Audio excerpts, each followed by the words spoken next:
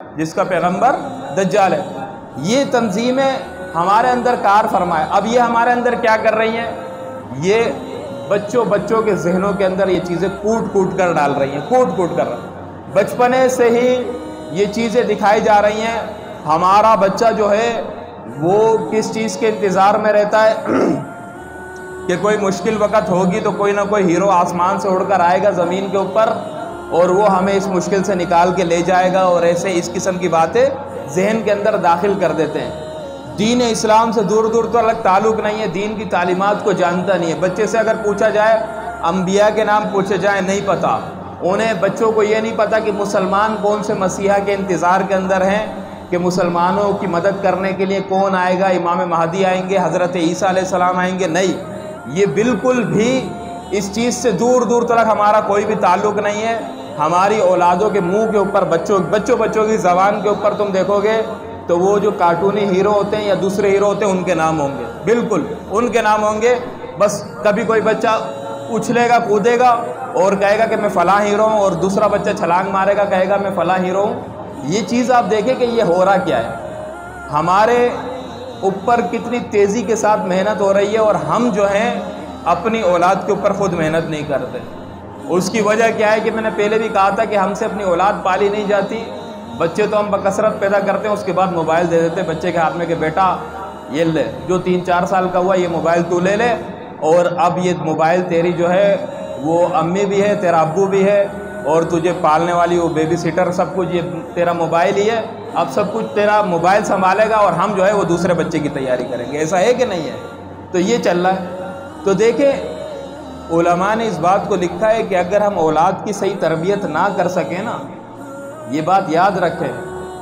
اکثر علماء بیانات کے اندر کہتے ہیں کہ بچوں کی کثرت تعداد پیدا کرو، بہت زیادہ کثرت میں بچے پیدا کرو۔ صحیح ہے، حدیث کے اندر آتا ہے کہ بچے کثرت کے ساتھ ہونے چاہیے، لیکن کثرت کے ساتھ ساتھ تربیت بھی ہونی چاہیے، تربیت بھی ہونی چاہیے۔ یعنی انسان کو پتہ ہو کہ میرے اتنے بچے ہوں گے تو میں ان تمام بچوں کی اچھی تربیت کر سکوں گا۔ اچھی تربیت سے مراد کیا؟ مطلب میں اس کی دیکھ بھال بھی کر سکوں گا۔ اچھی تربیت سے مراد یہ نہیں ہے کہ بھائی آپ نے اس کو اچھے اسکول کے اندر لگا دیا، صبح اس کو گاڑی لے کر جا رہی ہے، شام کو لے کر آ رہی ہے، پھر اچھے ٹیوشن کے لیے لگا دیا، یہ اچھی تربیت تھوڑی ہے۔ آپ کو کیا پتہ یہاں سے اسکول میں نکل کر اسکول میں جا کر کیا کر رہا ہے، ٹیوشن کے نام پر جا کے کیا کر رہا ہے، کالج کے نام پر جا کے کیا کر رہا ہے۔ اچھی تربیت کا مقصد یہ ہے کہ آپ کو یقین ہو کہ یار اگر میں 10-12 پیدا کر رہا ہوں کہ 10 کے 10 کو میں وقت دے سکوں گا، 10 کے 10 کو میں اپنی نگہداشت کے اندر رکھ سکوں گا، ان کی دیکھ بھال کر سکوں گا، میں ان کو خود سنبھال سکوں گا۔ میں یعنی دن کے اگر 24 گھنٹے ہیں تو 24 گھنٹے کے اندر تقریباً 12 گھنٹے میں اس کی خبر لے سکوں گا، آدھے دن تو میں اس کی خبر لے سکوں گا کہ میرا بچہ کیا کر رہا ہے۔ یہ ہے اچھی تربیت۔ یہ تھوڑی ہے کہ بھئی بچے کو اسکول میں لگایا، کالج میں لگایا، یا کہیں مدرسے میں کہیں پہ بھی لگایا، پھر اس کی خیر خبر ہی نہیں ہے کہ بچہ کیا کر رہا ہے، پتہ ہی نہیں ہے کہ پتہ نہیں کن رستوں کے اوپر چل رہا ہے، کن طریقوں پر چل رہا ہے، یا ہمارا پیسہ ضائع کر رہا ہے، صحیح تربیت اور تعلیم حاصل کر رہا ہے یا نہیں کر رہا، نہیں، لیکن بس کثرت تعداد کے اوپر ہمارا کیا ہے، زور ہے۔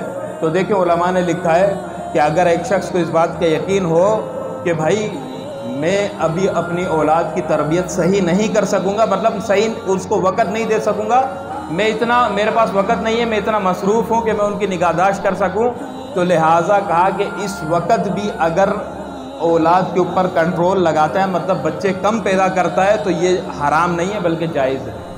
سمجھے بات کو؟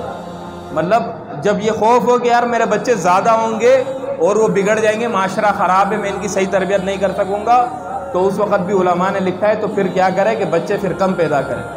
تو اس بات کو ہم اپنے ذہنوں کے اندر رکھ لیں۔ اس کا مقصد یہ نہیں ہے کہ بھائی بالکل ہی وہ ان کے اس پر چل جائیں، لیکن ادھر تربیت بھی ضروری ہے، تربیت بھی لازم ہے کہ 50 مطلب 10-10 12-12 بچے ہوں اور لیکن اس کی تربیت نہ ہو، سارے خراب ہو رہے ہوں، تو پھر ان کا کوئی بھی فائدہ نہیں ہے۔ ایسی زیادہ ہونے سے تو پھر کم بہتر ہے۔ ایسے ہوں جو معاشرے کے اندر واقعتاً کچھ کر دکھائیں، جو واقعتاً دین کے اندر بھی ہوں اور دنیا کے اندر بھی جن کا کوئی نہ کوئی مقام اور مرتبہ ہو، تو وہ تبھی ہو سکتا ہے کہ جب ان کو اپنی نگہداشت کے اندر رکھا جائے۔